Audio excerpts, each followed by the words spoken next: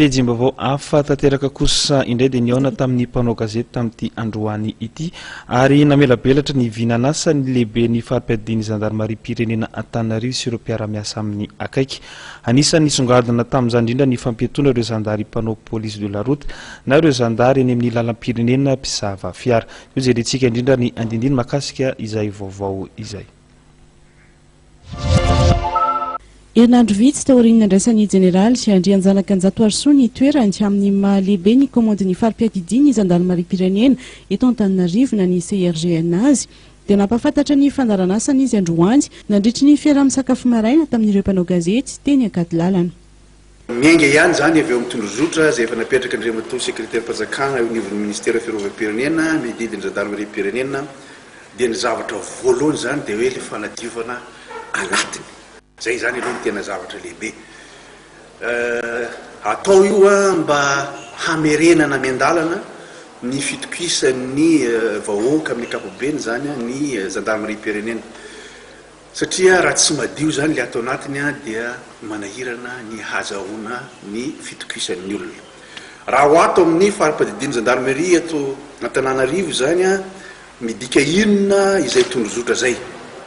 Midika programa vitsivitsy ka ao anatin'izay zany ny ady amin'ny kolikoly eny an-dalana. Zay aloha zany zavatra anankiray lehibe zay efa nanomboka ka ny zavatra nataonay voalohany tamin'io zany dia hoe ny foanana na nahantona angamba ny tsaratsara kokoa aloha ny fanaovana ny police de la route zany ato anatin'ny herinandro vitsivitsy.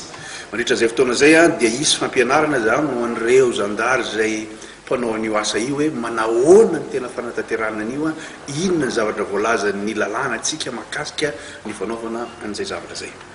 Ny anankiray faharoa koa dia ny fampanajana ny resaka fitsipifehezana izay ao anatin'ny fanentanana isaky ny unité moa zany noetriretinay hanatanterahana an'izay zavatra zay zavatra somary sarotra ihany koa io satria efa maromaro ihany lay tia ilomano ao anatin'ny mandeha ho azy dia tsy maintsy atao nefa izay zavatra zay.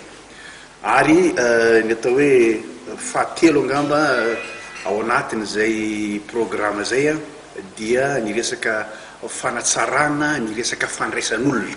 Zany hoe isezaka ho atao manokana zany fampianarana ny zandary hahay andray olona fa somary motomototra zay zahay amin'ny ankapobeny rehefa mandray olona dia isy fampianarana manokana zany ao amin'ny resaka accueil. Zay ngamba ny tena ahafantarantsika azy amin'ny ankapobeny.